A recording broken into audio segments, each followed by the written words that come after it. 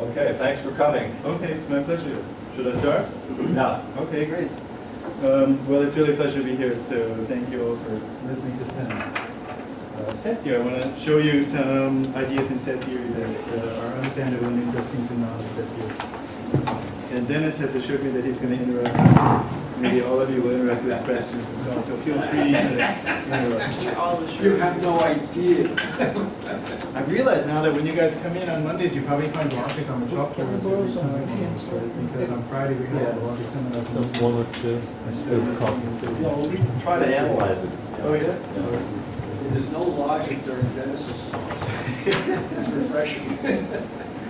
Okay, so what I want to tell you about is the continuum hypothesis. So why don't I just start?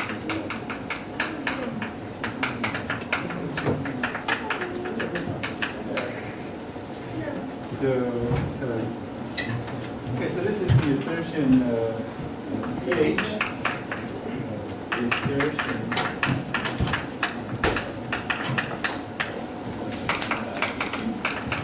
If you have a set of reals, so if you have a subset of the real numbers, then either A is countable,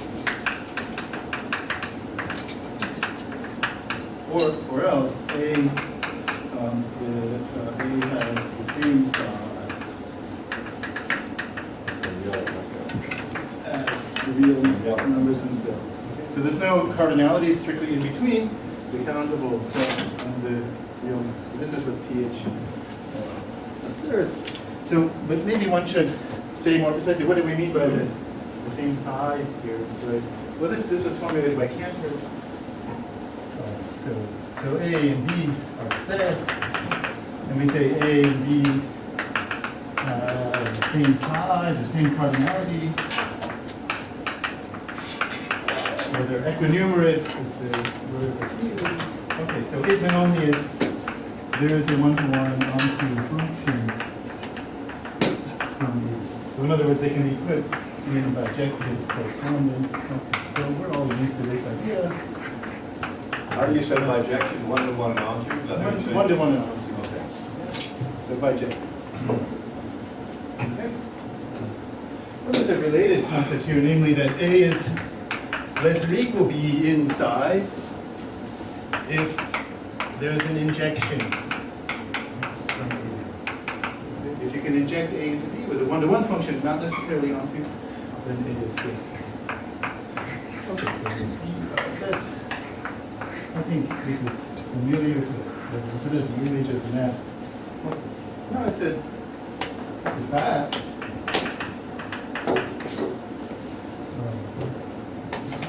We've used about 50% of our knowledge now. Let me call it a No, but that is good. It's a theorem. It's a theorem. Yeah, It's a prove other cases. probably some of you can guess the theorem. The Cantor-Schroeder. Oh my God, I'm going to misspell Schroeder and Bernstein, probably both of them. Let's see, I think that's right. Cantor-Schroeder, I always call it Cantor-Bendixson. Yeah, the history is somewhat ambiguous. A lot of people call it Cantor-Bernstein or Schroeder-Bernstein. There's all the combinations. I think it's like tying shoes. So, if A is less or equal B and B is less or equal A, in this sense, if you can inject one way and also inject the other way, then there's a bijection. It's not obvious. It's a deep fact. Okay, it's not so hard. It is not immediate. Can you draw a picture of it? So the proof, I'll draw a picture of that. There's some other things I want to talk about. So what if, We have time. We have all day. so here's a Yeah. okay. So here's a so there's the injection of A into B, not necessarily onto, and we have also an injection going the other way. So there's the injection of B into A. Then there's a bijection. Neither one of those is a bijection, so you somehow have to use them to put together a bijection. So build a bijection. Build a bijection. Targets. So this F is going that way, G is going this way, from F and G. You have to somehow put them together. Okay, so let me leave it as an exercise. Well, but isn't there a target proof? It's like a target. Only ancestor. So you take the image of the little one and that gets inside there. You and go iterate back it. and forth, get these two Exactly. different targets. So you did F, G is over here, so now you do it again. You apply F, Right. yeah, and then apply G, it's inside Right. here. You iterate it back and forth, Definite target. and then you pay attention to the nature of the point. So if you have a point, It's in one of say, those things. out here, you cannot iterate it backwards because it's not in the range of F. Right. You can only iterate it forward. So if you're going to build a bijection, you must use G on this one. All right, and then that sort of forces you, for the rest of it, you look at the nature of the points. Maybe they have some finite cycles. Right. In that case, it's fine. Just apply the finite cycle. That will be 101 onto that cycle. And then the other ones are these ones that are outside. And if you piece it together, you can make a bijection. Right. And, you know, the nice thing about this proof is it's a countable thing, so it's Borel. If you have Borel sets, these would be Borel, measurable, and so you can use this in dynamics and prove things about orbit equivalence relations. There's also It's a useful proof. There's more than one proof. There's another more abstract proof about inflationary monotone maps on sets that I can show you if you're interested. Is that also countable? Is that also Borel? This shows, this proof works in Borel sense. Well, the other proof is softer. It's not so detailed, and so you can't get the Borel part out of it that way. Okay. This one is nice because it has a computable analog as well. The computable analog, if you have two countable sets, they're computable structures, and the functions are computable, like by Turing machine or This will be something. computable. No, Oh. the classic proof does not, but you can modify it. The problem is that you cannot tell, looking at the point, you Oh. cannot tell in finite time which type it is. Ah. So you have to make sort of accommodations to that, but it still works. So you can still make a computable analog? Yes. Oh, cool. So if you have computable injections, you can make it computable. Uh-huh. Okay, this fact is not true in every category. I mean, you can imagine some other kind of morphism concept, and you want to know if you have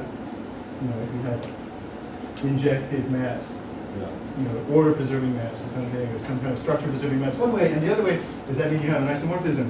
And the answer is no in many, many cases. So for example, say take linear orders with order-preserving maps. So you can map the whole real line into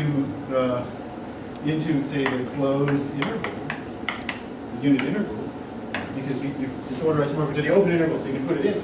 And also this one is included in there, so you have a map this way, order preserving map that way, but there's no isomorphism. This one's compact, and this one isn't. Because the topology comes from the order. Right, exactly. So, okay, so there's many categories in which the corresponding fact is not the case. This was well, I think when it is the case, you call it the Cantor-Bendixson property or the Schroeder-Bernstein property for that category. Okay, so that's the sense of same size. Okay, when we're talking in the continuum hypothesis, we say, look, if you have a set of reals, the continuum hypothesis says either it's countable, which means that it has the same size as some subset of the integers, or it has the same size as the entire room. And the initial evidence for this is that every set we can think of obeys this. So if you take, say, an interval that has the same size as the real, and it follows from the Cantor-Bendixson that any open interval in the reals, of course, injects into the reals, but the reals also inject into it, as we just observed. So therefore, they're bijective. So every interval in the reals has the same size as all of the reals. The rationals are countable, the algebraic numbers are countable, and so on. And Cantor knew all of this. So all the sets that you can think of are either countable or else bijective with the whole real line. Cantor started in some problems in analysis, I believe, right? He was an analyst. I'm gonna talk Go about into it. The that. most Oh, good, important. good. Yeah.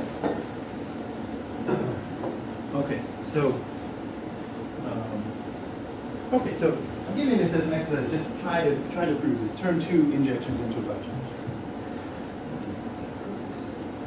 Okay, so my goal for today is to give some substance to this claim that every set you can think of satisfies. So right now you're in CFC. Are you going to make this?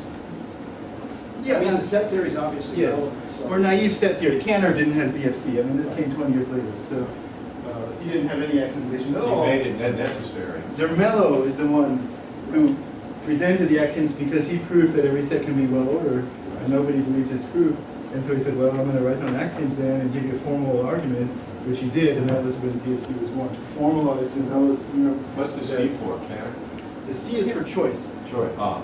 Yeah, Zermelo, and then, but Zermelo left out an axiom, the replacement axiom, which people realized that they really wanted, and Frankel was the one who observed that, and so that's why his name is on there. I forgot which one the replacement axiom is. We'll get to it. We'll get to it. It's not so important. I'm just arguing in sort of naive set theory. Okay. So my goal is to. We're not so naive to know that naive set theory has pitfalls. Prove CH for closed sets. Russell's paradox. You've also heard of it. That's the end of our knowledge. Not in R. Huh? Russell's paradox doesn't take place in R. R is too small. That's true.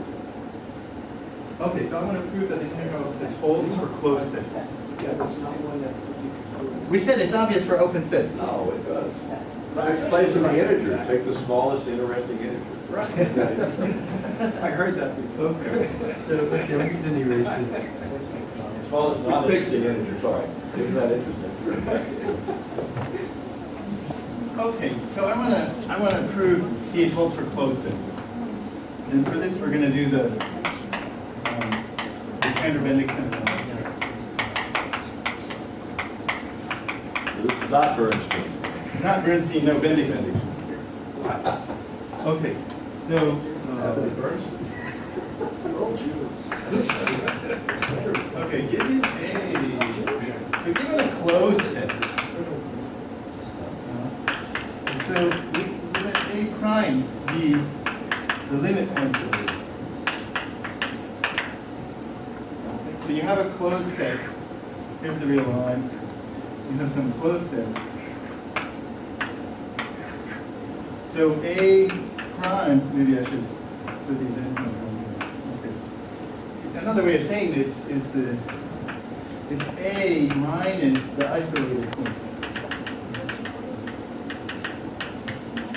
You throw away the isolated. So these points here get thrown away. And A prime is what's left. Now A was closed. So the limit points of A is also closed. The closed subset of A. It's getting smaller. So A is. So how do you say it's a set of sequences that are not equal? Oh, I don't know. It's a set of points that have arbitrarily closed points from A. Oh, okay. Which are not, I mean, not So those counting. points are in A. Deleted, every deleted neighborhood of the point contains points of A. Exactly. I mean, not, Yes. I'm worried about putting the point itself as the limit. Oh, I see. No. So yeah. Every deleted neighborhood has points. Okay. Another way to say it, if you're starting with a closed set, is you throw away the isolated points. It's good what isolated points are. Isolated points are points such that you can put an open interval around them, There's nothing and else. there's nothing else except that point. So you get rid of those ones, and you keep everything else. That's a closed set. Those are exactly the limit points of it. This is called the derived set, Yeah. or it's called the Cantor-Bendixson derivative. I once had a student, when I was at Carnegie Mellon, write a term paper on the Cantor-Bendixson integral, and a derivative. Right. So show us we can sort of undo it. So that's an interesting project. Okay, so let's do some examples of this process of casting out isolated points. So what is the derived set of the empty set? Of course, it's empty. There's nothing to throw away. It's a subset of it. Okay. What if we take the whole set? So now it's R because there's no isolated points. Every point is a point. This is what it means to be perfect. So A prime equal A means A is perfect. So it's a closed set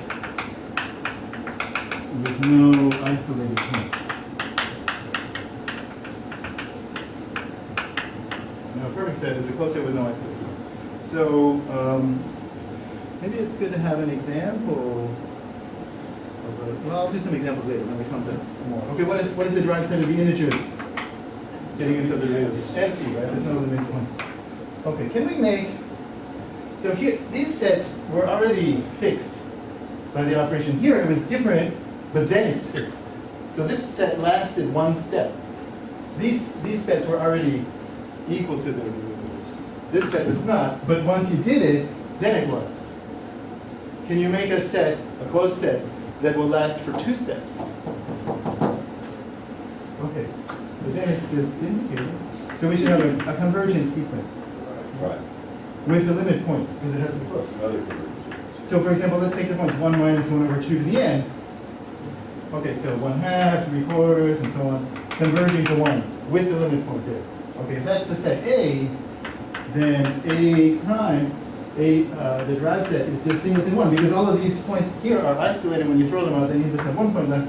And now A double, the second derived set is empty because this point, it has only 1 point, it's isolated, so you throw it out. I was going to do that. What's that? Keep repeating this. Okay, so now keep repeating this, so we can make derived sets of any rank. Okay, so for example, okay, so this one lasts 2 steps. Because you start with A, then you get the singleton, then you get the empty set. Okay, let's make it last 3 steps. That's as far as I can go. So what we need is a convergent sequence to 1, but then we need those points on the sequence to also be limits. So we should add another little convergent sequence to each one of those points of the next one. Of course, those little sequences have to get tinier and tinier themselves, right? So can anyone give it an explicit? Okay, we want to have 1, but then also what numbers? Well, like 1 minus 1 over 2 to the n. Okay. But then also we need the sequences converging to them.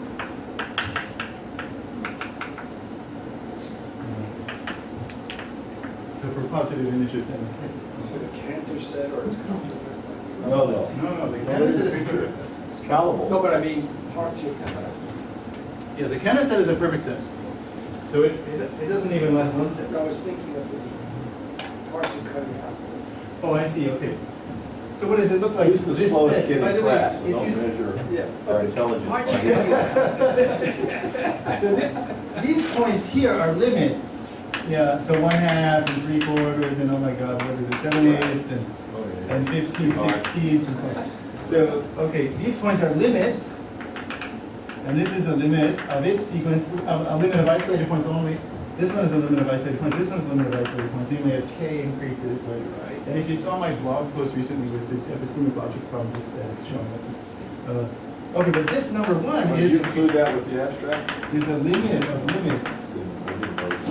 Oh, sure, I can do that. I mean, it's not so much related except that it happens to be the same set. Right. The number 1 here is a limit of those limit points. Okay, so if A is this set, then A, the derived set, has just these points. These points are all isolated, so they fall out. So then we get 1 together with 1 minus 1 over 2 to the n. Okay, and then the second one. You know, in this class, the picture's better than the symbols. Okay. So there's 1 and then, okay, so 3 times the same. Okay, so in 3 steps it dies, right? Keep doing that any number of times. So, okay, so for every n, there exists a set A lasting n steps before it becomes empty, right? Because you can prove it by induction. If you have a set like this one, now for any isolated point here, it's isolated, so there's a little open interval around it. So you can take that point that is isolated and put in a little sequence converging to it, a little tiny one. Yeah, and now, when you do it once, you're going to get back your original set, because the points in your original set, none of them is isolated, but you added only isolated points to make them limit points, so all those isolated points you added are going to drop out. So in 1 step you get your set back, and then you lasted n steps, so altogether n plus 1. So by induction we can, well, how about, there is an A for all n.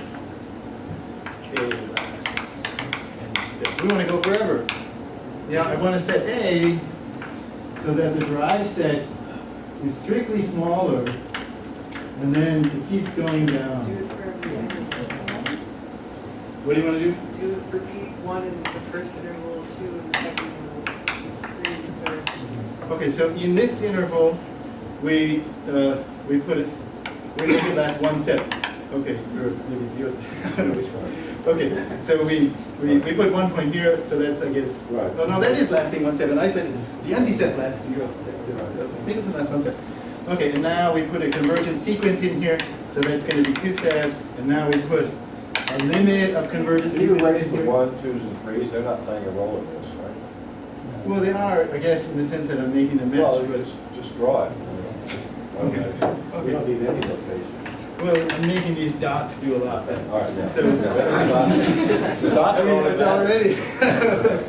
Okay, so on the interval, say between n and n plus 1, I put a set here, a rank n set. Right. You know, and I can put it in strictly in the interior so that there's no interference at the endpoints with, and I don't think it matters.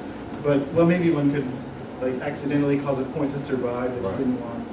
Okay, but now if we apply, so if A is this whole set, which is the union of all of those sets on the intervals, and then we take the derivative, then that's like taking the derivative separately in each one of them, throwing adjacent points in each one. And then again and again and again and again. It's going to last forever.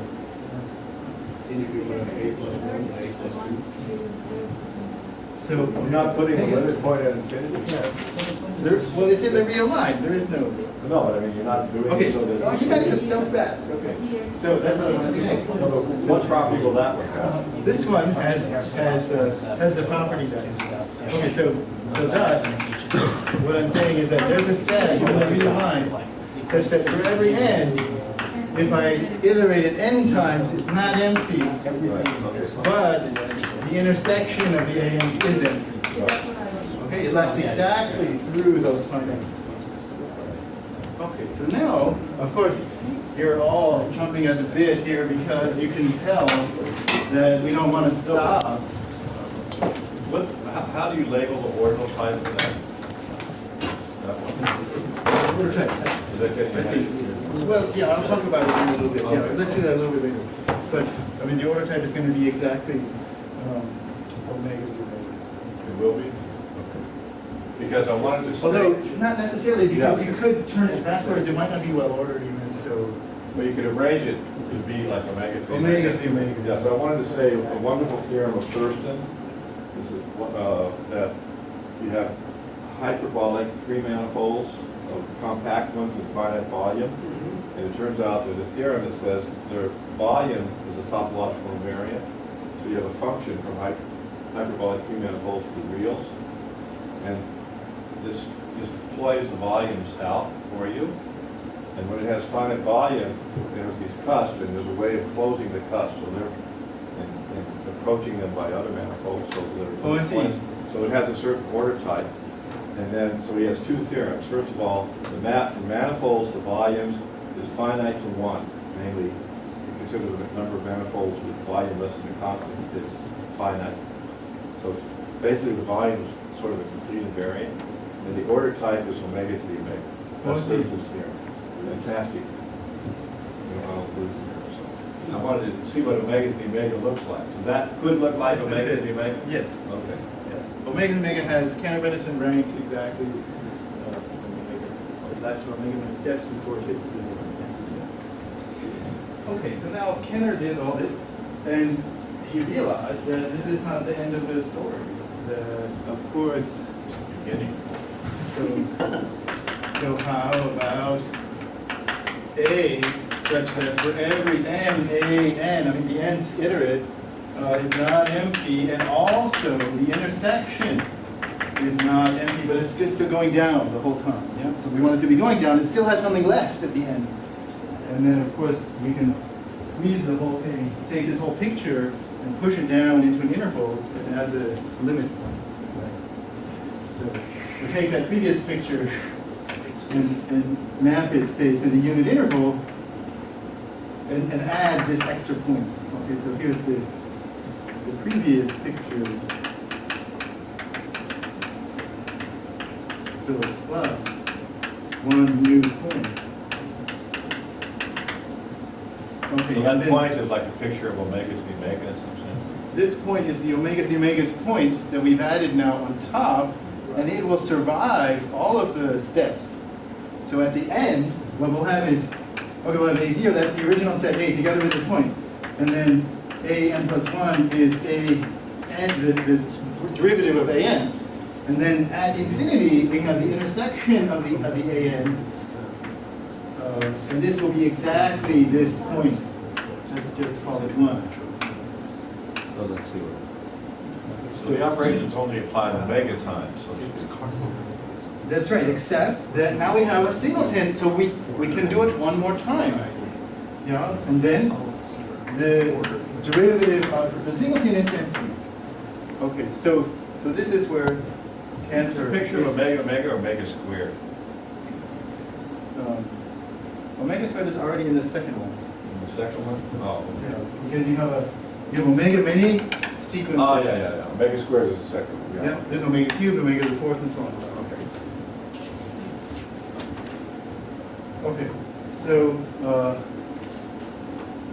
Okay, so Cantor made this idea, this realization that he wasn't finished, and he needed to continue, and so Was he shocked? I don't know. Do we know what went through his mind? So the way Right. okay, let's see. Okay, so this is the origin of ordinal numbers.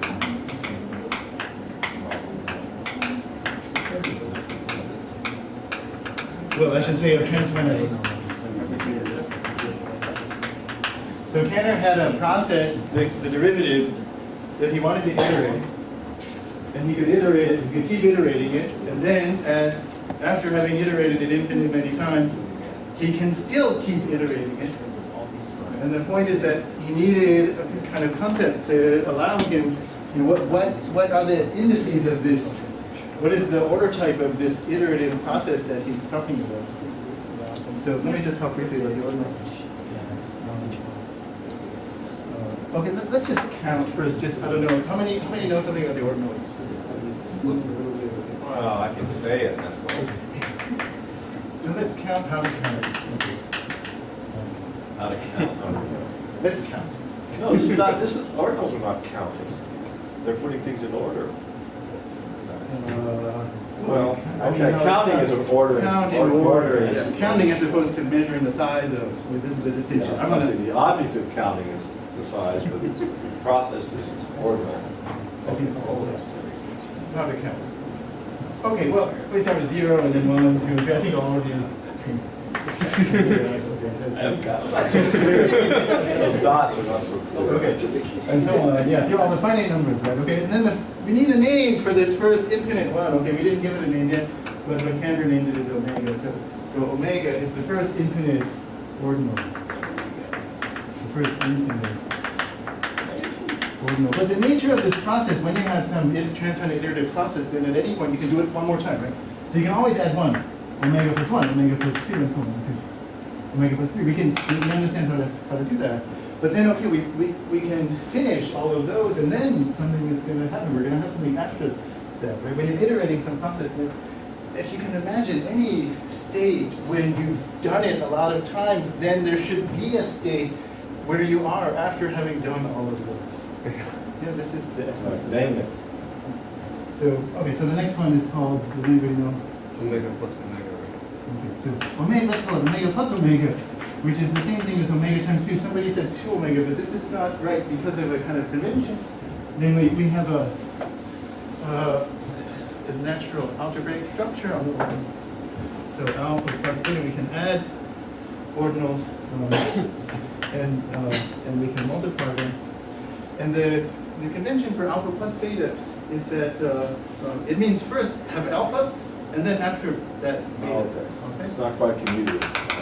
So first alpha, then beta. Okay, Oh, this so is the not natural. commutative, not commutative. It's not commutative. Okay, I'll explain why. So. Well, you just did.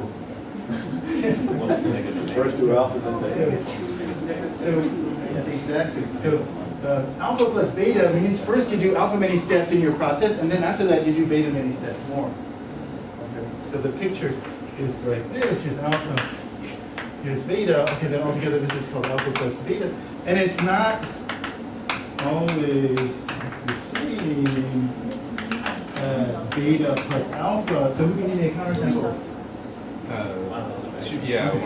1 plus omega means first you do one step, and then you do omega many steps. So altogether, you've done omega many steps, and that's definitely different than doing omega plus 1 many steps, because in that one, Okay, what's the operand for this? so this one is compact, and this one is not compact. As an order topology. Okay. Okay, and then for So is there some rule if something's less than something, you get the bigger one, or on the left? The one on the left is littler? oh, there are some special cases like that. For example, if beta is at least omega squared and this one is small, then this is just equal to beta in fact. And so the things there's this kind of absorbing phenomenon when they're very much separated in size. And so yeah, this There's a swallowing equation, I mean, where the right-hand side swallows the left-hand side. yes, this often happens. If beta is much bigger than alpha, Much has to be much bigger, it has to be a lot bigger. omega times alpha. It has to be at least omega times alpha. And it's just boiling down to this. Yeah, right, but it has to be what, would you say? It has to be at least omega times alpha. If beta is at least omega times alpha, then... What's alpha? Oh, beta, If beta is at least as big as omega times alpha, then this is... Then What's omega? because of this Oh, omega absorption times here. alpha. Oh, omega times alpha. Beta is at least as big as omega times alpha, and it swallows. Ah. Okay, alpha times beta means beta many copies of alpha. Okay, so you have alpha, another alpha, another alpha, and so on. And then the number of copies is beta. Okay. So The ordered number of copies. in order, yes, in order. Not just the number, but the order type of those copies. Exactly.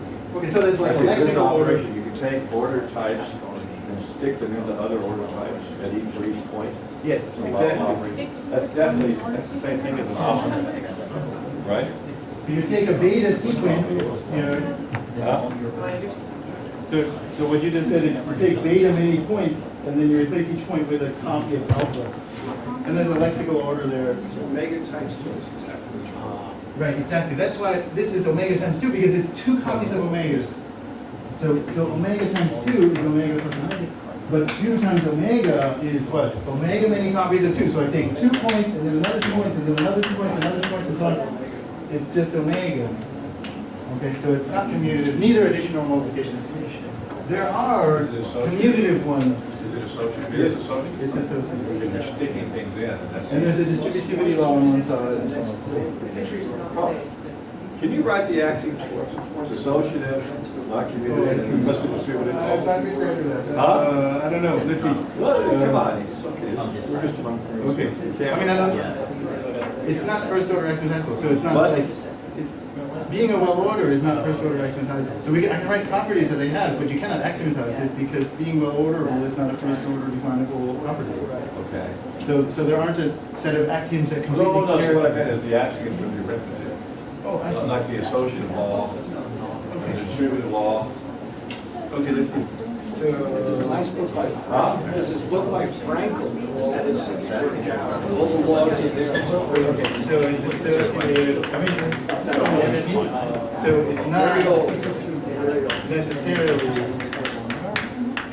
commutative. But also, it has these transonic recursive definitions. What's the distributive law? Is it one side? Yeah, distributive law. So let's see, oh my god, let's see, alpha plus beta times gamma. If I take, no, is that what I want? If I take, no, I want to do it on the other side.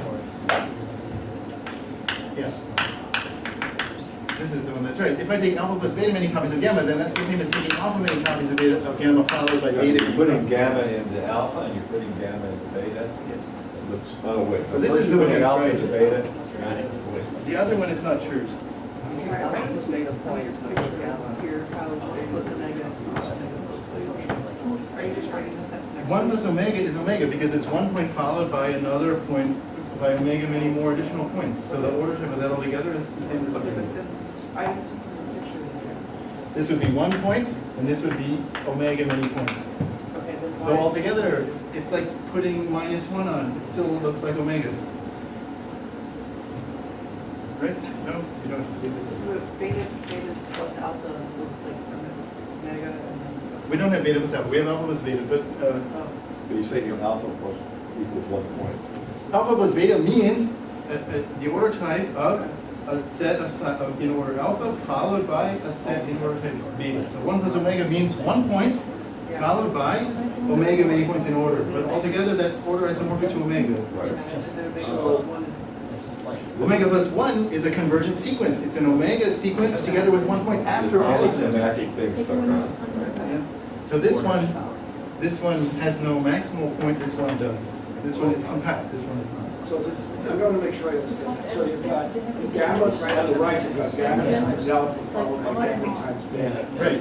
Gamma times alpha. So this is alpha copies of gamma. Alpha copies of gamma Followed by beta copies of gamma. So how many copies of gamma do we have altogether? Alpha plus beta, because we have alpha many followed by Or the beta. order in which the numbers are. Yeah, it's gamma, gamma, alpha times, gamma, beta times, so altogether it's alpha plus beta equal to many times. Wait, we have two operations, plus and times. Yes. Associative is the times. Both. Huh? They're both associative. Okay, put associative times and plus. And then, both are not commutative. Both are not commutative. There are commutative versions of them, which are not connected with this Well, we're interpretation. talking about this now. I want to see the axis. You say it's left distributed, right? Yes, but it's not. It doesn't work the other way. Let's see. Can we make a counter? Maybe left is not right. So alpha plus beta times gamma versus alpha gamma plus beta gamma. So this is not going to be right because this is a whole bunch of alphas followed by a whole bunch of betas, but that's not present here. We have to have alpha plus beta, and so we can make a counterexample with. Let's see. For example, I mean, probably if we just. Of course, for finite numbers, it's Well, if alpha just is takes an infinite one and one only and beta goes- is a finite one, then it Okay, doesn't so work. omega plus 1 times 2. Okay, this means omega plus 1 plus omega plus 1, which is equal to omega times 2 plus 1, because this 1 is absorbed. But omega times 2 plus 1 times 2 is equal to omega times 2 plus 2. It's different. This one has 1 extra point. Okay, so put left but not right, after distributed. Up here, and you're actually, Okay, so, and you're actually left but not okay, right. left, but, Okay. Is there a natural order relationship between those two ordinals? these two, oh my What's the God. question? Is there a natural order relationship between the lack of distributivity? Is one naturally less than the other? In this case, this one was bigger. But that's not, it's not a uniform inequality, is it? I think it might be. If it goes the other way, I think they'd be equal. Let's see. I'd have to think about it. Again, it's in this book by Frankel. I'm sure it is. Yeah. So. Okay. So let's keep counting though, because all of that was just to talk about omega times 2 versus 2 times omega. So once we count up to omega times 2, then you can always add 1. Omega times 2 plus 2. Omega times 2 plus 3, and so on. Okay. And then after all of that, you get to, yeah, which is omega times 2 plus omega, which is the same as Omega 3. omega times 3. And then omega times 3 plus 1, and so on. Okay. And then omega times 4, and so on. Okay. And then eventually you get up to, what's the smallest ordinal that's bigger than all these ordinals? Omega times omega. Omega times omega, which is another way of saying omega squared. So omega squared, okay. All of you, Associative, we can use usual notation for, yes. we can So use exponent notation. I didn't tell you, but there's also an exponentiation. So Huh? you can exponentiate any ordinals, not Right. just finite ones and so on. So all of you should be able to count up to omega squared. It's totally easy. Everyone, even a child. I've taught my children how to count. I used to be able to. It'll take a long time now. Takes long. So let me. This is what I say when let's see. Counting up to omega squared is just like counting up to 100, because let's count up to here's 0, 1, 2, and so on. Okay, then now we have omega plus 1, omega plus 2, and so on. Okay, so this is a copy of omega. Here's another copy of omega. And then we have omega times 2, omega times 2 plus 1, and so on. Okay, another copy of omega, and so on. Okay, another copy of omega, another copy of omega, and so on. So altogether, omega, many copies of omega. This is making omega squared. Right. And every ordinal in here has the form omega times n plus k, where n and k are finite. It's a 2-digit number, base omega. It's just like, how do you count up to 100? Well, you count up to 10 times, right? You count up to 10, and then you count between 10 and 20, and then you count between 20 and 30. So it's exactly the same, you know? So counting up to omega squared is just like counting up to 100, except they keep going after We 10. can do ordinals on P then. What's that? We can do ordinals on P. Certainly. Periodic numbers. Yes. Right. Okay, so everyone should be able to count up to omega squared. But then, of course, it doesn't stop. Omega squared plus 1, omega squared plus 2. The thing about the ordinals is that if you start anywhere and look at what's coming, it looks exactly the same order isomorphic to what you had initially, because there's a kind of translation. This beta maps to alpha plus beta is an order isomorphism that by translation, right? And so they always, the tail looks I understand identical. this statement. The archetype of omega plus 1 is not the same as the archetype of omega. No, I'm saying the map that sends beta to alpha plus beta for alpha fixed Yeah. is an isomorphism of all of the ordinals to all of the ordinals that are at least alpha. Right. I'm just translating. There's a translation. Was it a Yeah, fractal? but we don't know that yet. When you're asserting that, we haven't, you're kind of asserting building it. the ordinals Yes. up for I'm us. trying to build up the intuition of the ordinals. Okay, so this is how Cantor had to think about the nature of these numbers because he wanted to iterate this Cantor-Bendixson operation. Okay, so I guess maybe since you're interested in sort of the axioms, one can look at sort of definitions by transfinite recursion. So to define addition, alpha plus 0 is alpha, alpha plus beta plus 1 is alpha plus beta plus 1, and alpha plus a limit ordinal is equal to the suit of beta less than lambda of alpha plus beta. And this is sort of closer to what I would call the axioms for the ordinals. There's a definition of ordinal addition by transfinite recursion on the second ordinal. And multiplication is just the same. Alpha times 0 is 0. Alpha times beta plus 1 is equal to alpha times beta plus alpha. Because having beta plus 1 many copies of alpha is having beta many copies of alpha plus 1 more copy. And alpha times lambda is the suit of beta less than lambda of alpha times beta. If lambda is a limit ordinal, we didn't really talk about limit ordinals, but the limit ordinals are these ordinals that don't have an immediate predecessor. So these were the limit ordinals. Omega squared is also a limit ordinal. Those are what corresponds in the Cantor-Bendixson process to the points that are surviving through that limit stage. Yeah, they're the limits of the earlier ones. Yes? So what is, I remember omega sub 2. Okay, that comes later. Okay, we're going to keep counting here. We have to Right. count much Yeah. longer for that. So it's an omega sub omega. Exactly. Okay, so for exponentiation, alpha to the 0 is 1. Alpha to the beta plus 1 is alpha to the beta times alpha now. And alpha to the lambda, if lambda is a limit ordinal, is the sub of beta less than lambda of alpha. Right. And you can give a kind of, for addition and multiplication, I gave a kind of semantic definition. Alpha plus beta means the order type of the set.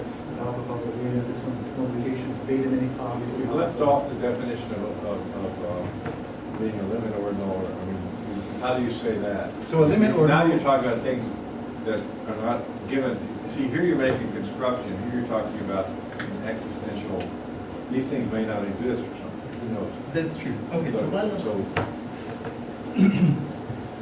so so I was just trying to kind of build intuitions about all this, No. but to the definition of an ordinal, let's do that. So I together with less than is a well-ordered. Well-ordered. If less than is a linear order, so that means it's irreflexive and transitive and satisfies that any 2 points are comparable.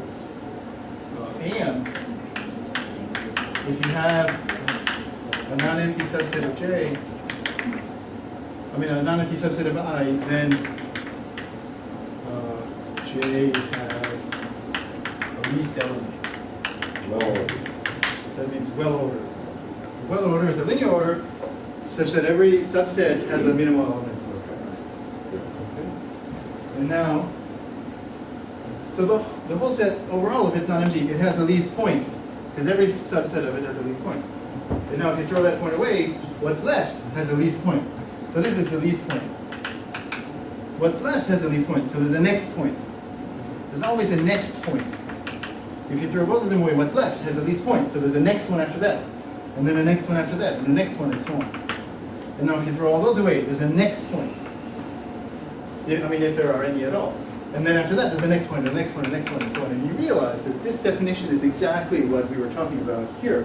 When we counted up to omega, well, we said, oh, the next thing after all those. Right? So in any situation when you can think of having completed and eliminated some points, there's a next one right there, at least one that's remained. This is exactly the concept of well ordered. And now, the neat thing about well orders. so if you know what sets mean, this is perfectly good the definition. Yes. So we do this. This is the construction of something. It's a definition of what it means to be a well ordered.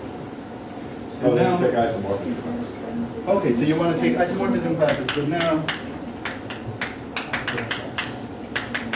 there's a neat thing, a theorem, distribution von Neumann. Von Neumann. Are there two ends at the end or one? Let's see. Two. One, two, two. I think two. Is it two? Yeah. Okay. Go ahead.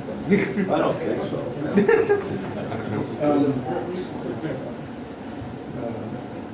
Let me call it an observation rather than a theorem. This is how it works.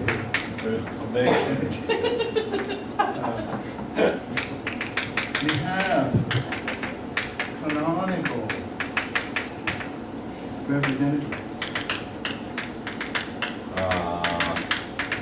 Now the category theorists are going to start jumping. Exactly, but let me just explain. From each isomorphism.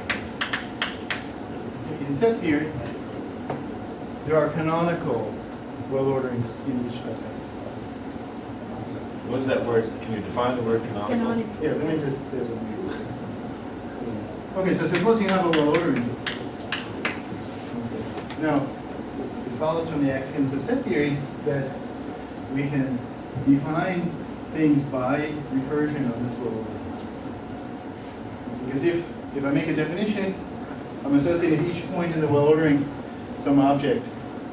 If I know what I've done so far, then there's a next least point, and I can use the information about the previous ones. So can I say it categorically? You define a notion of isomorphism. You didn't say it, but there's a notion of isomorphism. It's obvious, right? For order, it's order isomorphism. The order isomorphism, but that isomorphism is unique if it exists. Between any two well Yeah, orders. it's unique. Therefore, you can imagine building one. So there's a canonical one. That's. Well, I don't know if you get a canonical just from that. Yes, you do. But we do that in algebraic topology. We Okay. talk about the homology of a space.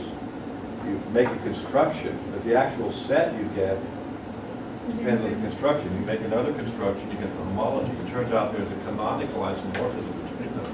So you can think of the canonical set as the thing that assigns to each construction an element in that construction set so that Okay. they fit together under the isomorphism. So that's the reason. So we understand this from category theory.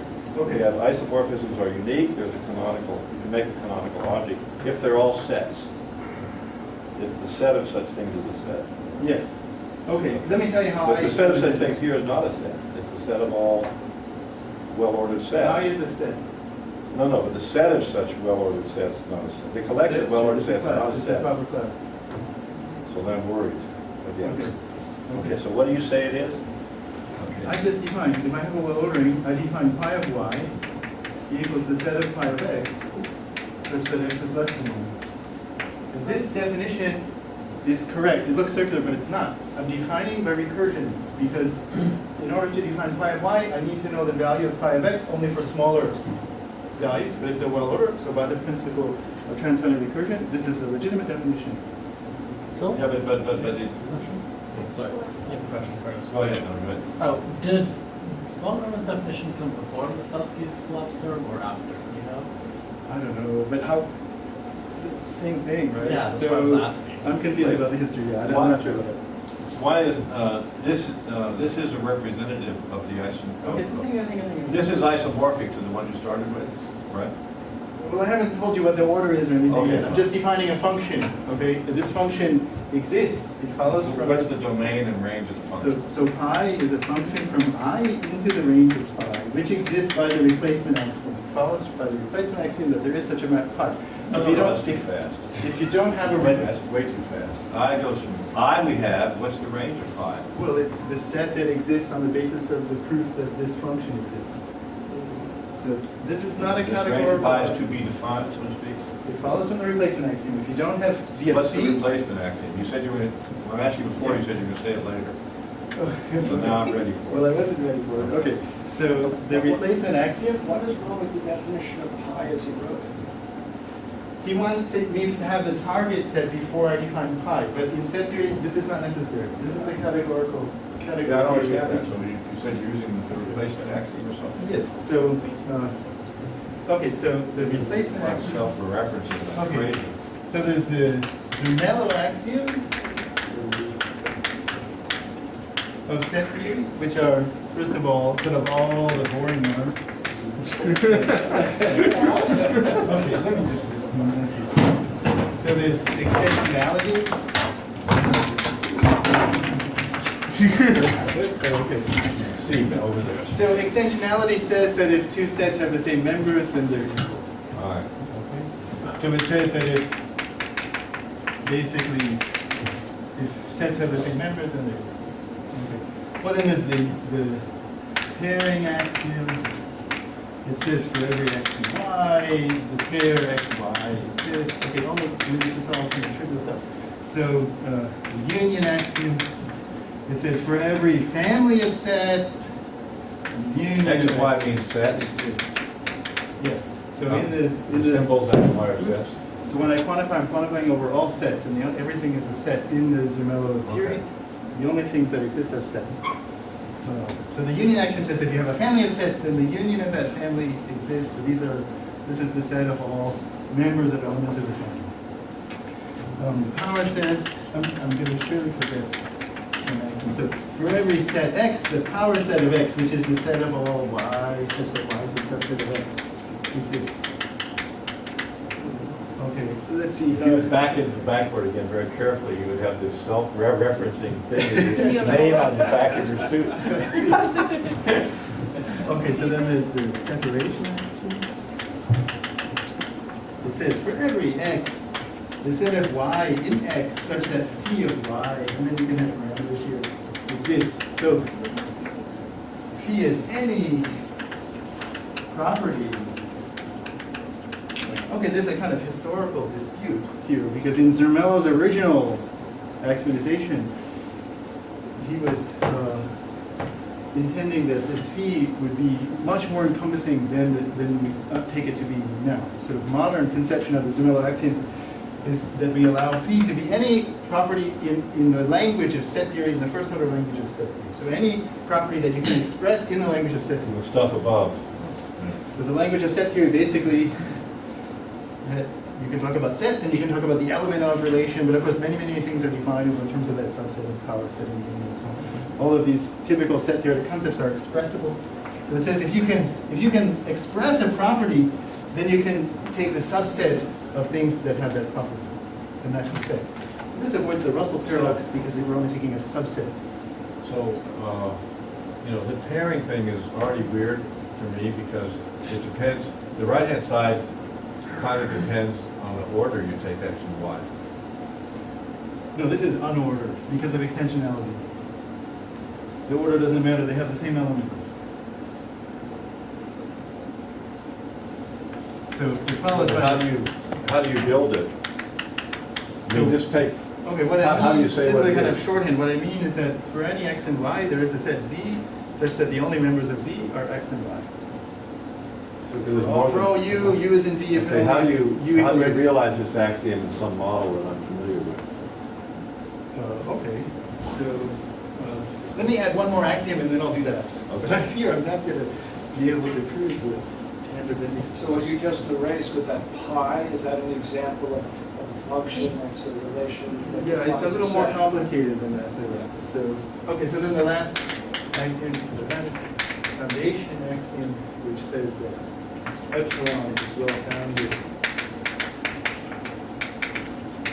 So it's well-founded, so every non-empty collection, every non-empty set has an epsilon minimal member. It's just like well order, except this is not a linear order. Okay. now Wait, the- wait, I'm sort of way behind, I'm already Okay. stuck at the pairing. Okay. Okay. So these are going to be, and replacement axiom has been done now somehow? No, we haven't, it's not part of Zermelo. Okay, it's another axiom. That's part of the Zermelo-Frankel. Okay, Is- fine. yeah. So ZF is equal to Z plus the replacement axiom. Okay. Oh, I'm sorry, I forgot infinity, thank you. So there's the infinity axiom, which asserts that there is an infinite set. Okay, right. Well, this is Zermelo, and this is Zermelo-Frankel. Zermelo-Frankel is Zermelo plus the replacement axiom. The replacement axiom says that if I is a set, and for every I in I, there is a unique Y, such that some property holds, then the set of Y, such that there is an I in I, such that P on Y exists. Okay, so what it means is, if you have a set I, and everybody in there has a unique Y set Y, with some property. Range of the function. Okay? If there's no target set initially, the axiom itself is asserting that there is a target set. This is why, You're going to use that, okay. yep. So the axiom says, then there's a set that contains those guys. So you cannot have it in advance because that's the whole point of the axiom, is that it's asserting that there is one. So the idea is that, for example, suppose for each natural number n, you can build a certain set an. Well, how do you know that the set of ANs exists? You don't. You cannot prove that in Zermelo. The naive set Where is theory. AN? Some set? Suppose for each natural number n, you build something. Build a set. You build a certain set. And you I mean, want to there's put them some set called together. AN, right? Yeah, so there's some set AN satisfying some unique property.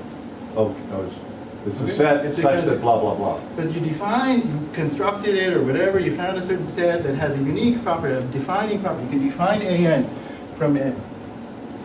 And you want to put all those objects and make a set out of them. I mean, of course, we do this all the time without thinking about it. It's No, completely, no, no, what do we do? We're taking the union now?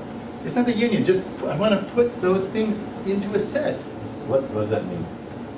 I want to know that this set exists. What's that set? The set of all AN such that N is in N. I don't know what that means. So, for example, suppose you make a certain set A0 and you make another set A1 and another set A2 and so on for each natural number. Yeah. Then I want to have the set whose members are A0, A1, A2, and so on. I want that to be a set. Set of sets. A set of It's sets. not the union. Not the That's not union. objects of Like to sets. take the union, I mean, I want it to be a set probably because I want to take the union, but I can't take the union unless I have the family. You want to first. have this, I want to have the family you of want to have sets. this family of sets. Yeah, You want to say this family of sets exists. exists as a set. Yeah. Given that the natural numbers are a set, I want this family to exist. That's exactly what the replacement. What is a axiom says. family of sets? Well, a set of sets. I mean, there's a lot of different words for set. Set, family, class, collection, and so on. These are all kind of synonymous, There's a except set whose elements are these sets. are those sets that you define. So if you have a way of defining objects, then you want to be able to collect those objects together and make a set, a family, which is a set. A set Given, of sets. given that the domain, yeah, set of Set of sets. sets. A set of sets. Given that the domain was a set. Okay, so if you have a set of indices and you have a definition or construction process, then the set of things you constructed is a set. That's So what the replacement I is. in that would be the natural numbers, and the map would be Exactly. basically A sub n, and then you're And then we're asserting that you're the set of taking A sub this- n's the exists. target, which is what you just wrote, is a set. Exactly. That's the theorem. That's exactly right. It's the axiom, it's not a theorem. Right. It's not provable in Zermelo. You cannot prove it without replacement. Yeah. So this is a countable set, this set here. In that case, it would be countable. Even if the A sub Countable n's set, even themselves the are- A's are uncountable. Right.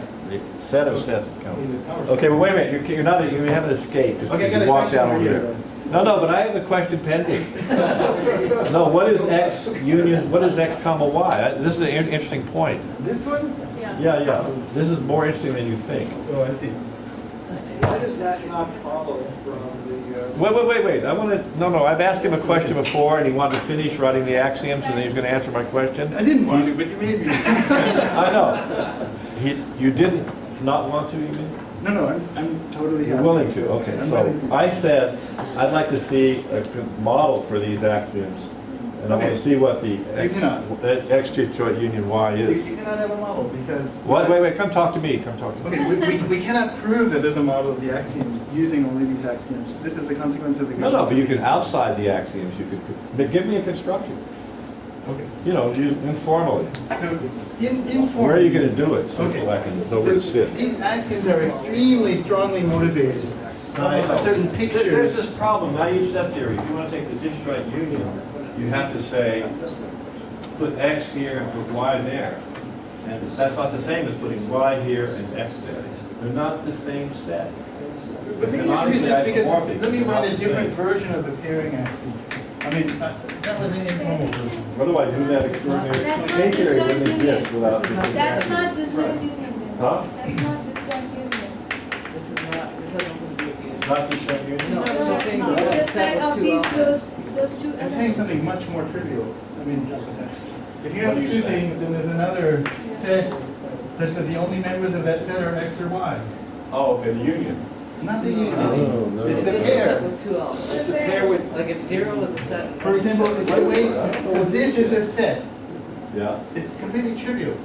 This is a set because of the pairing axiom. So this is a set. Okay. So how do you know this is a set? Well, because it's the same as this set. So No. This is sort of notation. What set is it you're talking about? it's the set that has two elements, X and Y. Oh, okay. It's a special case of this other one. This that's my family. question. It's a special case, really. No, because It's a two-element you set? didn't have the set already.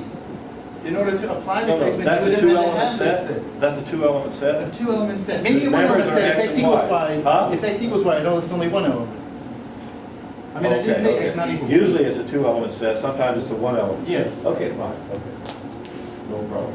But You can't get it from replacement because in order to apply replacement, you would have to already have it as an I. well, why can't the I be Z? If you have this, oh, I see, you don't have the set with two elements. Right. Yeah, maybe every set is Once one you got the set element. with two elements, then this I set. If you don't have pairing, I think it's. You don't have the set with two elements to be able to perform your function until you've got the pairing axiom. Right. Maybe you could get it from the power set because the power set. Once you got the set of a with singleton has Once you got the set with two elements. elements, then the Okay, replacement. I think you can maybe get pairing Right. from replacement and the power set axiom because the power set, Right. if you, wait, is that right? No, because how do you know singleton empty set exists even? You don't even know that. I think just, if you have only the empty set and that's it, I think you'll satisfy everything if you drop pairing. Right. But you Okay. know, I need We to can think set about existence. Right. Oh, you won't have infinity though. Okay. Okay, so. Oh, if you have infinity, then the power set has at least two elements and then with Once you got replacement. two elements set, you got. I mean, that's crazy though. Well, it's not too crazy. I mean, you have the empty set and then you have the set consisting of the empty set. Those are different, right? So the conventional view is that if you have a concept of set and it does not satisfy pairing, then it's not very set-like as a concept of set. So pairing axiom, I count pairing and so on, these kind of elementary axioms is so fundamental that if you have some concept of elementhood, of the epsilon relation, of the set membership relation that does not obey them, then you're not really doing set theory, you're doing something else. Okay, so if you want to call what you're doing set theory, in my opinion, you have to have the pairing axiom as a kind of bare minimum plus more. I mean, so other axioms aren't like that. Like maybe one can talk about dropping power set and it's still kind of set theory because, okay, maybe some sets you can't take their power set, but other sets you can, or something like that. So it's still kind of set theoretic, but without pairing or without extensionality, there's a sense in which what you're doing isn't really set theory anymore. You have some graph, some directed graph, and with having some properties, some of which are set theoretic, but you're not really doing set theory if you don't have this axiom. Joel? Okay. Yes? In the power set axiom, the subsets that qualify for consideration are already secured. Right? I'm sorry, say it again. In the power set axioms, these subsets which qualify for considerations as subsets are already secured sets, right? In other words, it's deductive. Yeah, I mean, of course, we only include the subsets that exist. Yes, up to that point, because Yes. several people get confused about that. You know, Yes. they think because in ordinary language, you have rather vague ideas of what's a subset. So Right. it can be quite confusing. I think that's right. So the picture that goes behind it is often called the cumulative hierarchy. And the way we think about sets is, okay, so you start off with basically nothing, but whenever you have some things, then you can take subsets of what you have so far. So at each stage, you can take the sort of power set of everything that exists already. So the idea is that if you have some objects, then once all of those objects come into existence, then you can make the set of those objects. So here's A. Okay. So there's this kind of growing hierarchy of sets. Once we have a bunch of things in the hierarchy, then we can make a set out of those things. Okay, so there's a sense in which the elements of a set kind of precede the set. I mean, it's kind of like in a kind of temporal process. And what is the nature of this process? Well, it's a transfinite iterative process which is well ordered, and this is the basis of the foundation axiom. So we imagine all sets are arising in this process where the set themselves only comes into existence after the elements of the set. Okay, so this is why, for example, we don't expect to have things like x element x, because this would violate this idea where a set is, an element of the set is, you can't, the set somehow only exists after the elements of the set exist in this cumulative hierarchy.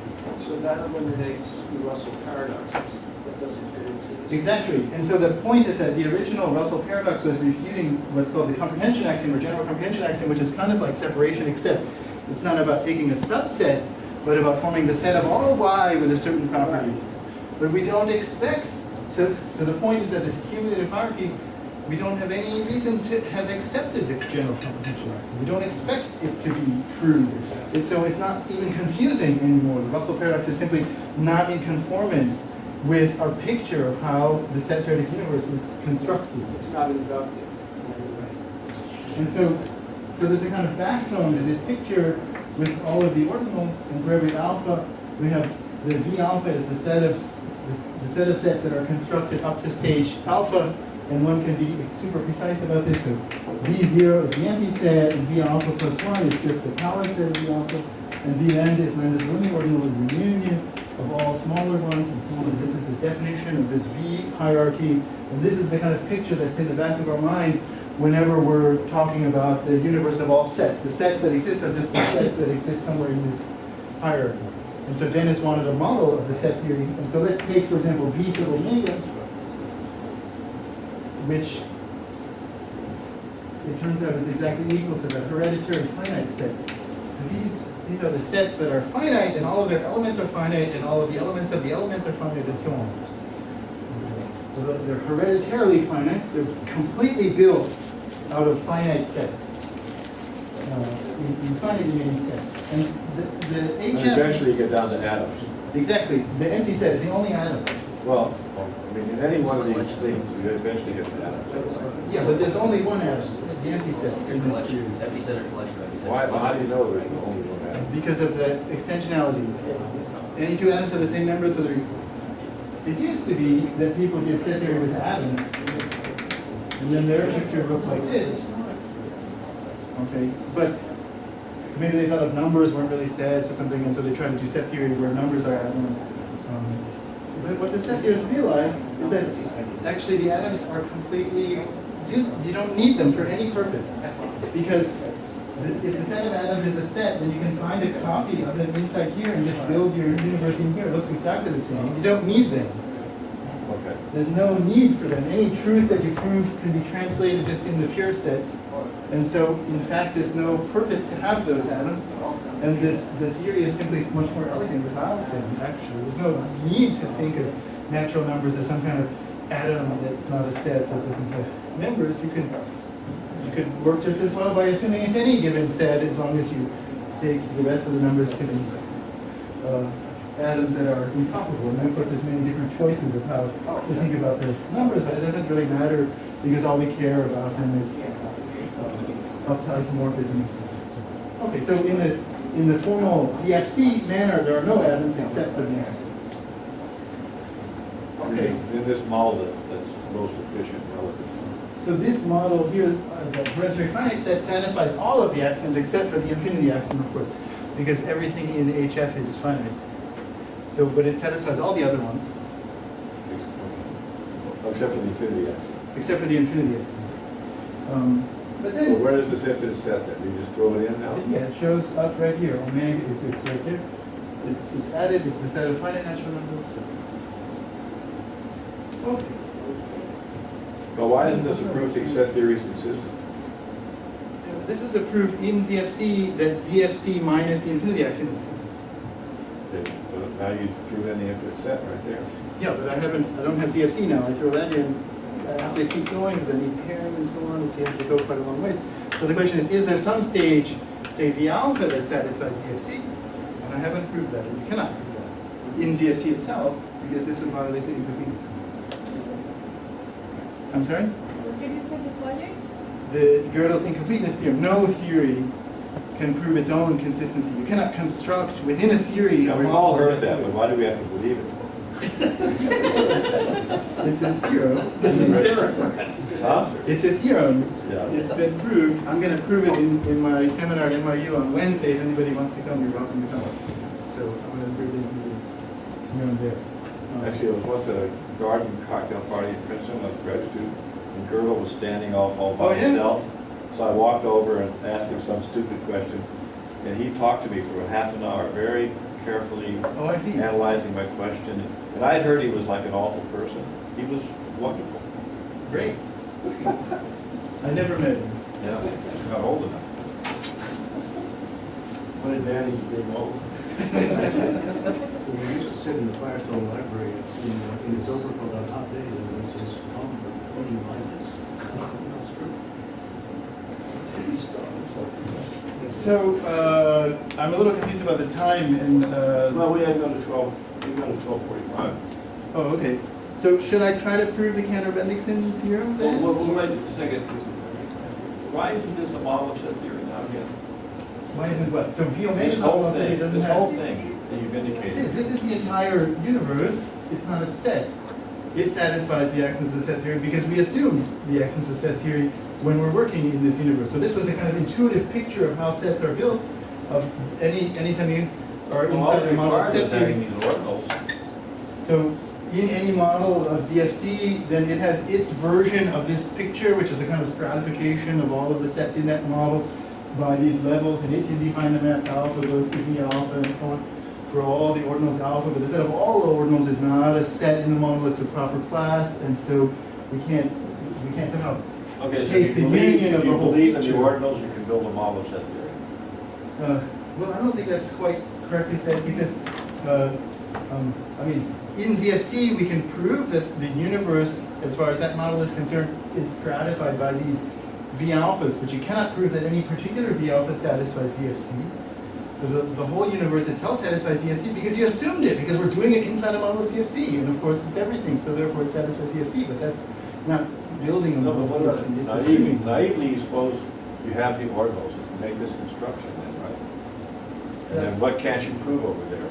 Just from the room, not inside the theory. Well, Just prove it. okay, so prove it in what? What are you assuming about this structure?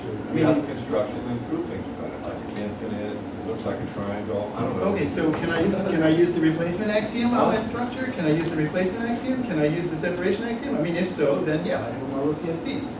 But that's really the content of ZFC. ZFC is asserting all of those things about this structure. Don't prove these axioms for this model. If I Verify, assume check them, I mean, it's sort of incoherent what you're proposing because you're saying, I'm saying it doesn't make sense to prove it except with respect to a theory. Prove it from what? From what axiom am I proving it? Well, if I'm proving it from ZFC, then it's trivial. I'm proving ZFC proves ZFC. That's trivial. Well, they used to prove things before they had logic and axioms, didn't they? Exactly, except that there was a kind of naive set theory that happened, but then there were these crises and people became confused about what was really going on. They decided proofs only mean deriving from an axiom. The sort of current set theoretic picture, I think, has ironed all of that out in a very coherent and totally satisfying way. Well, sort of like the Catholic Church, maybe. But if you do have ZFC like ordinals by that, the way you build it. Yes. The ordinals come out as out of the wash. The point is that we have a kind of pre-reflective, intuitive picture of how sets are built. The ordinals, we can iterate the power set and get a picture that looks like this. This provides kind of philosophical support for the axioms because the replacement axiom basically amounts to the idea that, well, if you have some set I and we can define, bigger and bigger things, then somehow there is a stage by which all of those things exist, and at that point, by the separation axiom, you can make a set I. And so this is the idea that somehow this iterative process of building sets seems in an intuitive way, not a proof way. You cannot prove it, it doesn't make sense to do that, but it seems to provide support for the separation axiom and for the replacement axiom. And So as you this- guess, it's probably done, but if there is a model of set theory somewhere, can you build this picture and prove the axioms? Yes, every model of set theory that satisfies ZFC has a structure that looks like this inside of it, and it's stratified. That's what I'm saying. So we had this picture Like a beforehand. minimal model. We wrote the axioms. Minimal model of set theory, within any other model. Yeah, although that is actually much more complicated than it might seem at first, the idea of the minimal model. So is that a precise idea? One can prove that there's a minimal transitive model of ZFC, but if you drop the transitive, see, the idea is that this models don't have to be well-founded. Just because they think that they are doesn't mean they really are. Because there's the non-standard versions, non-standard analysis versions of set theory also. So just because a model thinks that epsilon is well-founded doesn't mean it really is outside.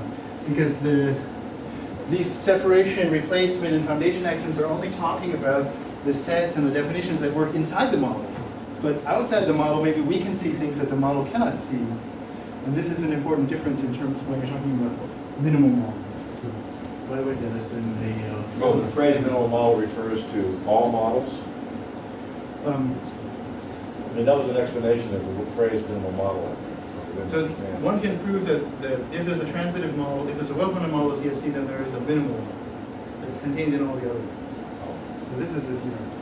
Tell Dennis that it's, I can't hear you. Tell him it's, I mean, that's countable, because that'll... It's countable. It's countable. What does transitive mean? It means that it's using the true epsilon relation instead of a fake one. So it's using one can have a model of the theory where when it thinks the set membership relation is not actually set membership, but some other relation, just a directed graph. Yes. So a transitive model is one whose set membership relation is the actual set membership relation. Oh. So it follows by foundation that it would be well-founded. Okay. So should I prove the Cantor-Bendixson? Yeah. Okay, Definitely. why don't we just move on to that then? So, I mean, this is not uninteresting because the big topology school in the R War proved, for example, there is no countable perfect set. That was a theorem. I want to talk about it, yeah. Yeah, right. I So- mean, that was considered a theorem. They didn't know this had already been. This Cantor-Bendixson is probably from the 1800s, right? Yes. Yeah, so they didn't know that. They must not have known that if they're writing papers proving a countable set can't be perfect.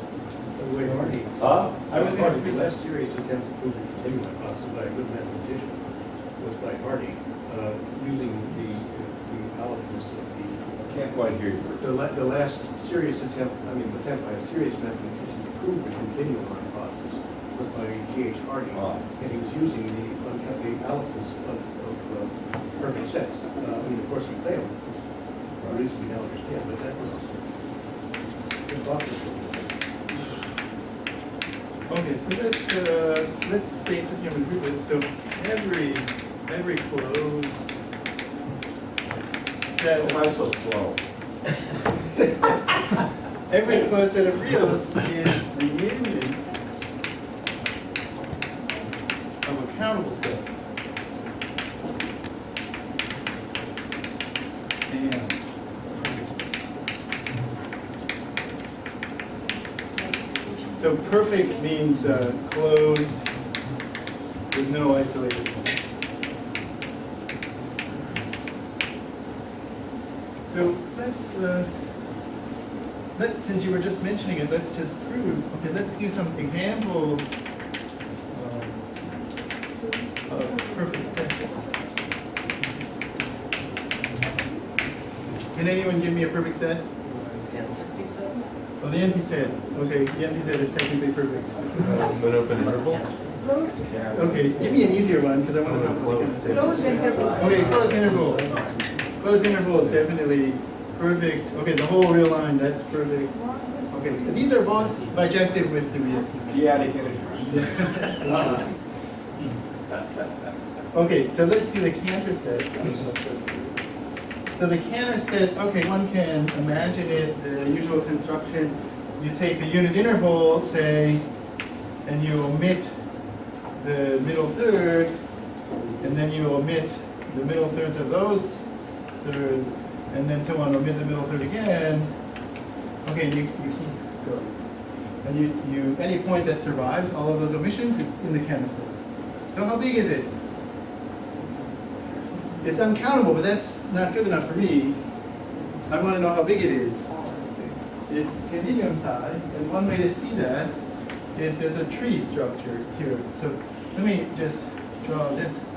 Now, if you're at this node, you haven't decided which third you're going to. But now if you go to this point, you're definitely in the first third. And if you go to this point, you're in the other side. And so on. And one can keep doing that. Same picture. Okay, so there's a kind of tree structure here. So for every level, there's infinitely many, countably many levels of this tree going on. And any path through this tree determines a unique point in the Cantor set. Yes? And the number of paths is 2 to the omega because you either go left to right and then left to right again, left to right again, and so on. So the number of paths through this tree is continuum, which is bijective with the reals. And two different paths separate at some point, so they're definitely not giving you the same element of the Cantor set. And therefore, the Cantor set has size continuum, the same as the reals.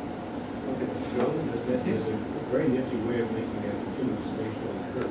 Yeah. Just by pushing this idea over to, I'll show you something. Okay. It's very cool to practice. Okay. Yeah. So now let's take an arbitrary perfect set, P. P is perfect. And suppose it doesn't contain an interval. If it contains an interval, then its size continuum. So we're done already. You know, so let's assume it does not contain an interval. Okay, and let's think of P. So P is some set. If it doesn't contain an interval, then it omits a point. But then it has to omit a whole interval around that point. Because otherwise it wouldn't be close. Okay, so now I can do the same thing because I've got a tree. Now, some of the perfect set is over here and some of it is over here. Because Because each of those points is in it. because each of these points was in it. Okay, but now here, it has to have some more points over here because otherwise this point would be isolated.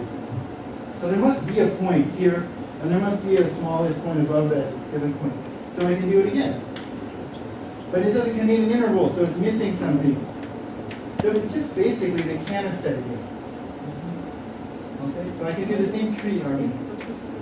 And this is the proof of the theorem that you just mentioned. It follows now that every perfect set has size continuum. So it's not just that, in fact it's stronger. It's not just that there's no countable perfect set. every perfect set is bijective with the reals. That's a stronger statement. So P has size continuum. Every non-empty, the empty set is what? Every non-empty perfect set has size continuum. Because of this. In the real. In the reals. Because of this treaty argument. Okay. I guess otherwise, I mean, maybe in some house tour, you can make a lower round with a similar kind of argument, I think. I don't know exactly. In the plane, you can do the similar argument? Yeah, I think so. Directly? Yeah, because it's just a similar kind of Cantor set thing. So, I don't know exactly. I'd have to think about the exact hypothesis. But every perfect set in the plane is going to have size continuums. What? Every perfect set in the plane has size continuums. That's what? Has every non-empty perfect subset of the plane or space and so on, they all have size continuum. Yeah. Okay, so now look at the theorem. Every closed set is a countable set in a perfect set. If that perfect set is empty, then the set was countable. If that perfect set was not empty, then it has size continuum. So the continuum hypothesis holds for closed sets. So it follows. Closed and closed sets. It follows from this theorem that CH holds for closed sets.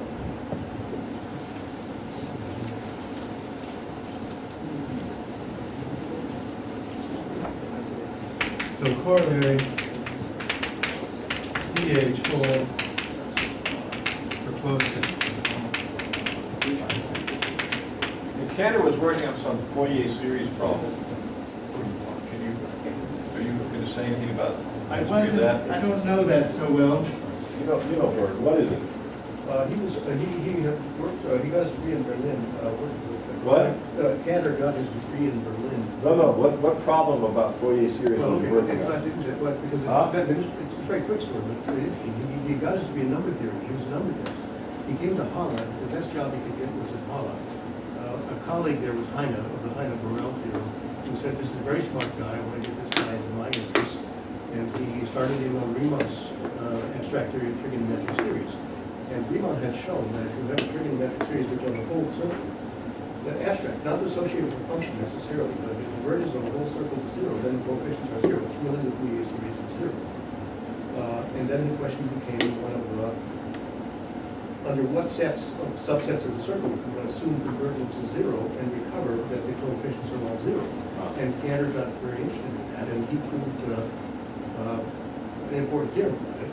And he became interested, still in trigonometric series, about the generality of the sets for which one could make this happen. And in the study of that, he very quickly comes to the derived set. And so he certainly, it's recorded that he found, as we just did, Joe, the sets whose derivation operation terminates at any pre-assigned finite integer. And then he didn't write it down, but it's certain he must have known that they're ones that you can iterate the procedure countable many times and get something. Then he thought, Right. what about doing one more time? That's how set theory started. And one final quick remark, his first proof that the reals are uncountable was not the diagonal. It was not that came later with the powers that would always raise the potency of the set. It was a very beautiful idea. If you haven't seen it, I'll show you sometime. I'm sure Joel knows it. Well, I know it, but I view that as a diagonal argument. This is an argument It could that be so thought of, but it was. it's a descending sequence of closed sets, right? So But when you take he's omitting at stage n the nth element from the countable set. It is exactly the diagonal argument if you think about it. But well, you get No, Cantor had to hide his proof to make it palatable to the journal editors for that reason. I think the conventional set theoretic perspective is that is the diagonal proof, and it's not. the title of his article was on it's in German, but the title is on something about it. He presents it as a rather casual remark about a well-known theorem of a famous mathematician to disguise the revolutionary character of it, which was. I mean, the essence of the argument is that at the end stage of the construction, you omit the nth point. This is exactly When the you essence create this of nested diagonal. intervals, and you ask at every stage. You have a closed interval, Yeah. and then you have a point, and you shrink your interval to miss it.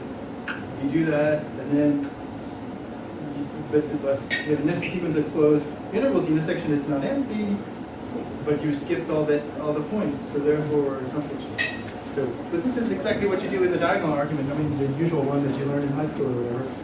where the nth, that you make a real whose nth digit is different from the nth digit of the given real. So if you're avoiding n things, this is exactly shrinking an interval. The interval of reals that obey that requirement is exactly a closed interval. So the proofs are almost identical that way. I think You might not have abstracted it. Later, he proved that for any set, p of x is bigger than x. So this is an even more clear, more abstract version of the diagonal argument, and that did come much later. Let me finish though, because I think I have time. So I want to prove this theorem. So we proved that this theorem implies that CH holds for closed sets because the perfect sets, if non-empty, are size continuum. So start with a set A, and now compute the derived sets. So we get, so this is A0, and then A1, A2, and so on. So we're shrinking the derived sets are defined by transfinite recursion. So the alpha plus 1 is the derivative of the previous one, and at limit stages, if lambda is a limit ordinal, then you take intersection. So we're gradually throwing out isolated points again. At limit stages, you intersect. In other words, you keep the points that were never thrown out yet. And then if there's isolated points there, you throw them out again. Okay, so Don't give up. Don't give up. We will never give up. Now the key observation is that it stabilizes in countable steps. And let's see why that must be. You have to get, so we start with some set A. Okay, so it's and we follow the process. Now we have some set A alpha, which maybe is split into several pieces, and there's a point x. X is isolated in the alpha derivative. So this is the first stage where it becomes isolated, because if it were isolated earlier, it would have been thrown out. So it became isolated just now. Okay. And that means that we can put a little interval around it, which is disjoint from. Okay, so we can put a rational interval, PQ, so that PQ intersect A alpha is just single P. Okay. And then A alpha plus 1 throws X out. We will never use PQ again. This is the key step.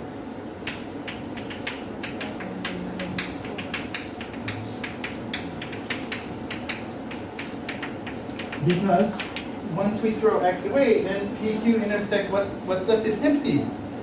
But we only use the interval when there's something in it.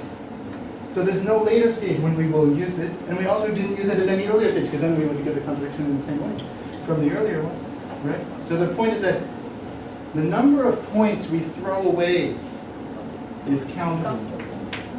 So the number of points crossed out, in other words, the points that become isolated at some stage, is countable. Okay, that's the countable set. The countable set are the points that become isolated at some stage. And what's left? It's perfect, because if it weren't perfect, then we would have thrown out more points. Okay, so that's proof. That makes sense. So you throw out isolated points and you keep doing it, but you can have thrown out only countably many. And what's left is perfect. So therefore, every closed set is a union of a countable set and a perfect set. So,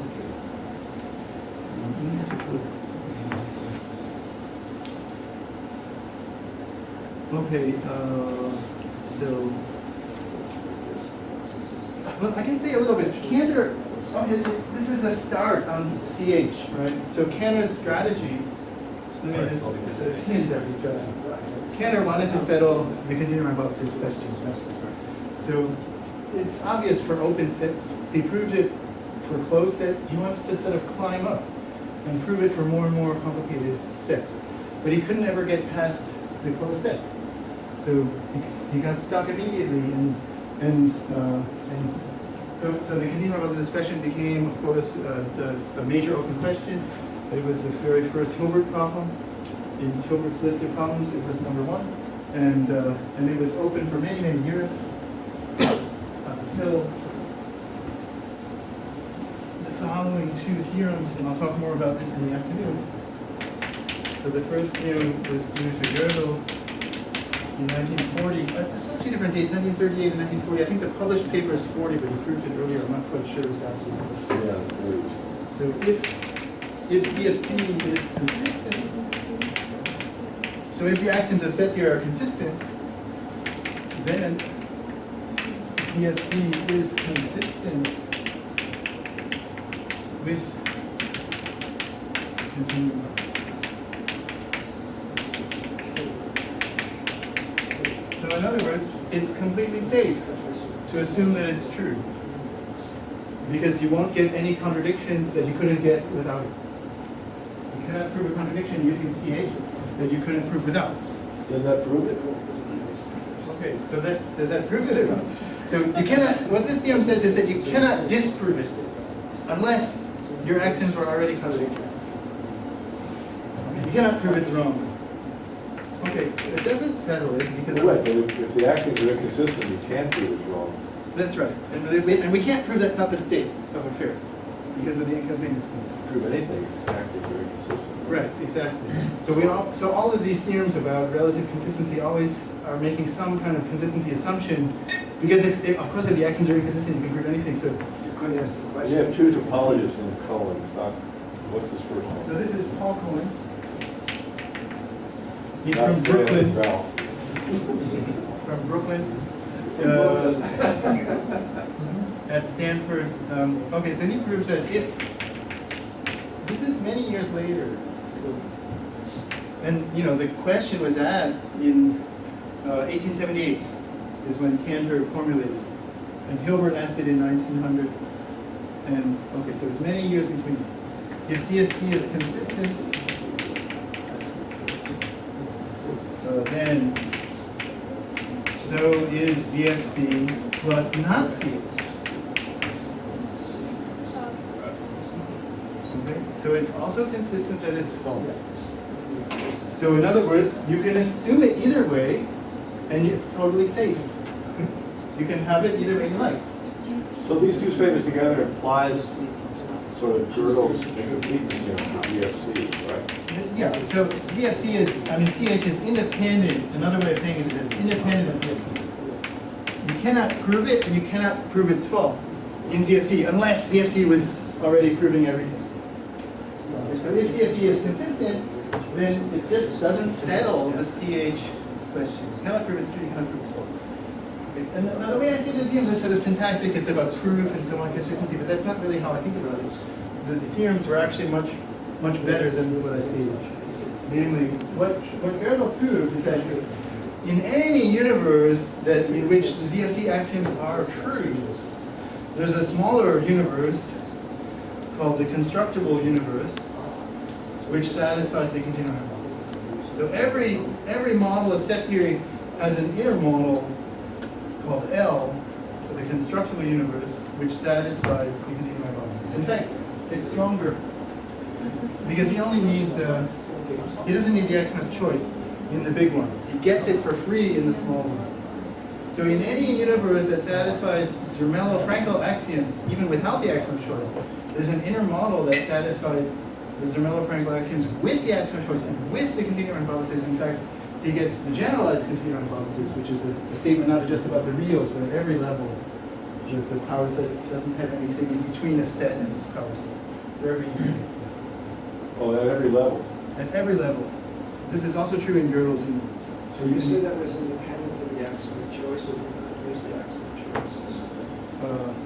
Gödel's proof does not need the axiom of choice, but he gets it in his model anyway. So this was also the first proof that the axiom of choice was safe. Right. Okay, whereas before that it was not. And Cohen also proved that there's another model where ZF plus not AC. So he also gets ZF plus not the axiom of choice. He did both of them. He won the Fields Medal for that, for both of those.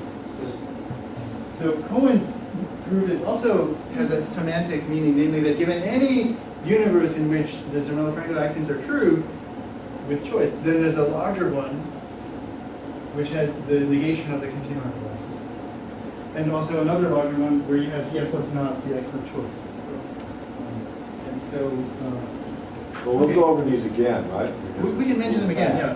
So this proof uses, this was the invention of the forcing method. If you've heard of forcing, this is what the first time it was used. It was invented to prove these theorems. And this is the constructible universe. Constructible universe. And this one is about forcing. Is that some kind of compactness? Use compactness? What is it? What's the idea of it? So the idea of it is to, so the way I mean, there's a lot of different ways to think about forcing. There's many, many different perspectives that are equivalent in some sense.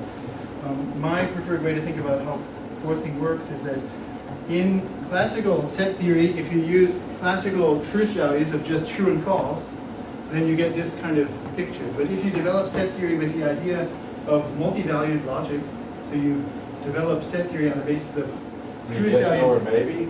In some, no, I mean in a complete Boolean algebra. I mean something very precise. Oh. So not, it would still be classical logic in the sense that every classical logic assertion is going to come out fully true. In this, but if you have a complete Boolean algebra and you develop set theory where the truth values of membership or of any truth are some element of this complete Boolean algebra, then you get a model and all the ZFC axioms come out fully true in this, but depending on the Boolean algebra, some statements, you can change the truth values of those statements. So this is exactly what Cohen did. He found a Boolean algebra. Algebraic geometry. He found a Boolean algebra for which not CH comes out true. You can also find another one for which CH comes out true and so on. Set theorists, there's hundreds and hundreds of arguments now using forcing, and they're all very carefully choosing, constructing a Boolean algebra. Scalar, too, like the scalar theory. So, I recall there's a replacement for the axiom of choice where you can solve every game or something. The government's. I'm going to talk about that this afternoon. Yeah. If you put that in there, are those theorems still true if you use that particular? No, because the hypotheses aren't strong enough, because AT has large cardinal consistency strength, so just assuming ZFC So is you consistent is not enough. Right, so you can't use that. But in principle, yes, so it's independent and so on, but it has large cardinal consistency strength. So what is that called? The axiom of determinacy? Determinacy. Yeah, AT. determinacy. Yeah, I'm going to talk about it this afternoon. So that's the one that gets rid of the Banach-Tarski paradox. Yes. Wait. I'm getting too advanced. No, I'm not being stupid. Okay, so there's sort of a subsidized lunch upstairs. Oh, great. What do you think? But I gotta go find a credit card for it. So, Did you get my email? I'll